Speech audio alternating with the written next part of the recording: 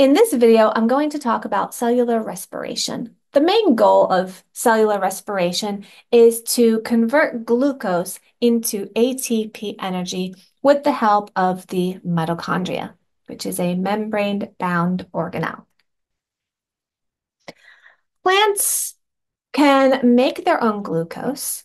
They go through photosynthesis. So if you watched my video on photosynthesis, you know that plants make glucose, but then they need to convert that glucose into energy through cellular respiration.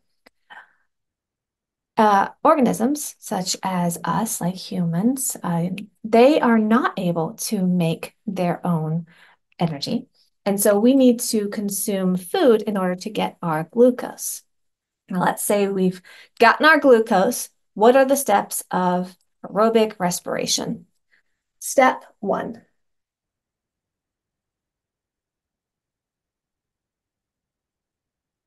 Glycolysis. Okay, so in glycolysis, you are converting glucose into pyruvate. You're going to be getting 2 pyruvate. You're also going to be getting 2 ATP and 2 NADH. Now, this is an anaerobic process and takes place outside of the mitochondria in your cytoplasm. Okay, so what is NADH? NADH is a coenzyme which holds on to those electrons, and we need that later in order to make ATP. So we've got glycolysis. Now there is an intermediate step before we get to step 2. So our, let's say 1B, this is where you have your pyruvate. Now pyruvate is then moved from the cytoplasm into the mitochondria. And so let's write that. So pyruvate, and that's moved into the mitochondria, and that is going to be converted into acetyl-CoA. Okay. It also gives off CO2 as a product and 2 more coenzymes, NADH. Okay, so we've looked at step 1 and that intermediate step, and now we have our acetyl-CoA. Let's move on to step 2. Okay, step 2. This is going to be your citric acid cycle. Okay, so in the citric acid cycle, you have your acetyl-CoA, and that's going to get converted into citrate and then to some other intermediate compounds. From there, you do have byproducts. And so from this, you have 2 ATP.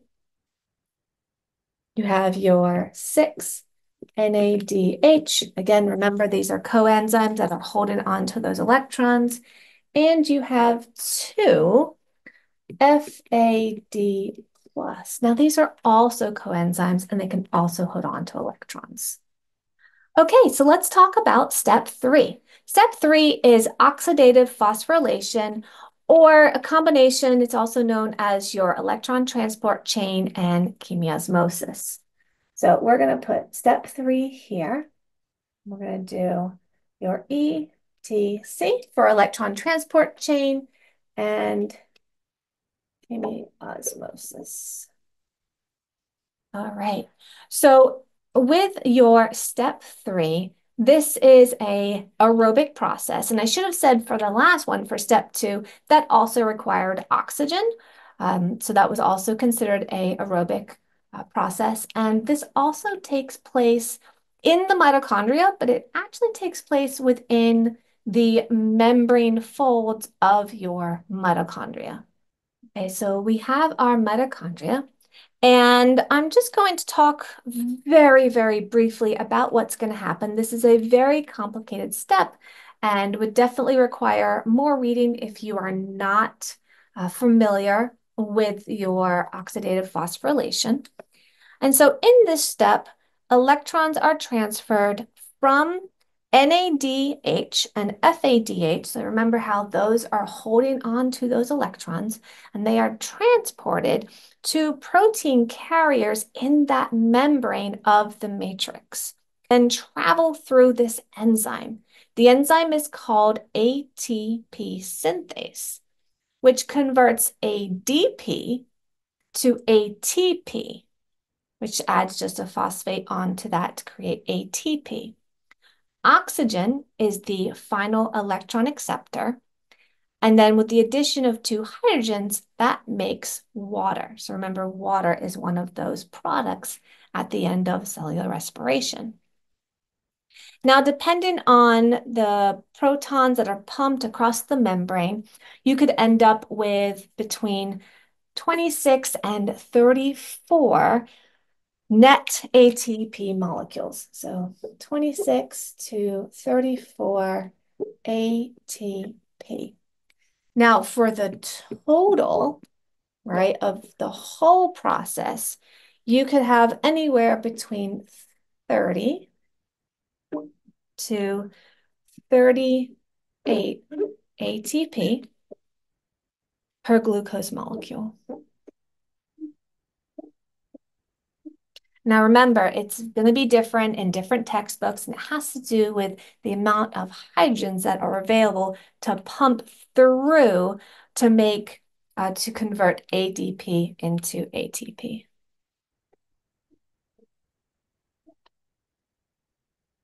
Okay, so what happens if there is no oxygen, right? Let's talk about anaerobic respiration. Okay, so for anaerobic respiration, let's say that cells do not have oxygen.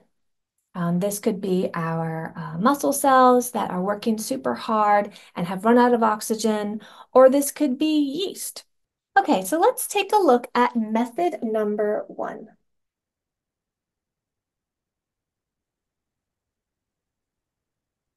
And this is going to be called alcoholic fermentation.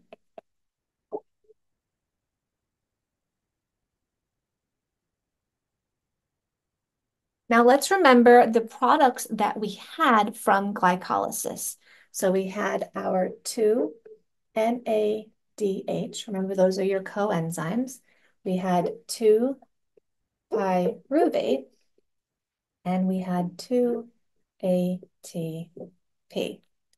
Now, the goal is to be able to utilize that NADH and get back to our NAD plus in order for the glycolysis to start over again. These are your products of glycolysis, but they don't start. This originally started as NAD plus. Okay, so what's going to happen? With alcoholic fermentation, your byproducts are CO2,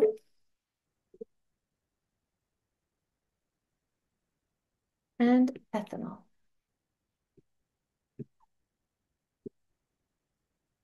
Now we're going to be talking about alcoholic fermentation, which happens in yeast. You will see this with wine or beer making, or also making bread. Okay, so in the process of glycolysis, you have pyruvate. And a derivative of pyruvate is acetaldehyde.